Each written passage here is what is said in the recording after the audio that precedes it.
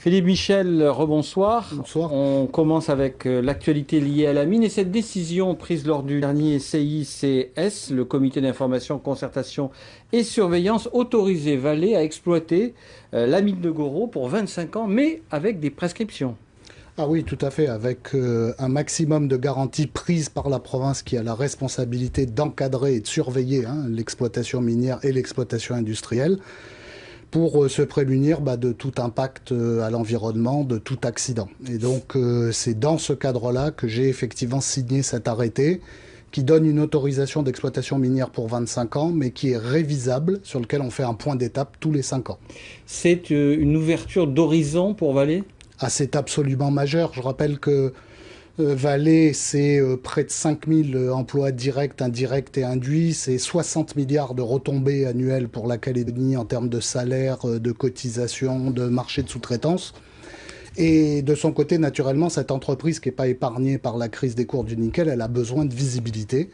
Et c'est donc en combinant à la fois nos obligations de surveillance environnementale et ce souci de préserver l'activité économique qu'on a été amené à donner cette autorisation sur laquelle on travaille depuis plus d'1 an maintenant.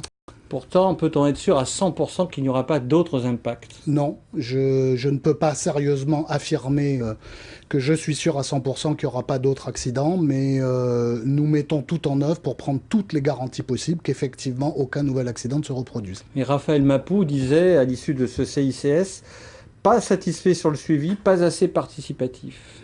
Eh ben, écoutez, j'enregistre les observations de Raphaël Mapou et des associations environnementales, parce que, pour être franc, effectivement, les associations nous pressent de plus encadrer et surveiller l'activité et surtout de plus les impliquer.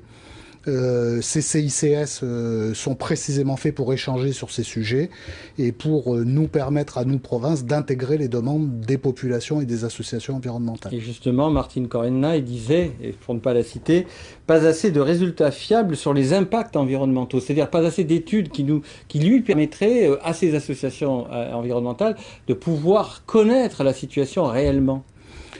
Écoutez, je respecte le point de vue exprimé par Madame Corneille, mais moi j'ai la responsabilité de gérer à la fois la préservation de l'environnement et en même temps d'accompagner le développement économique, notamment au profit des populations du Sud et des Calédoniens en général. Voilà, donc c'est un équilibre difficile qu'il faut trouver entre ces deux extrêmes.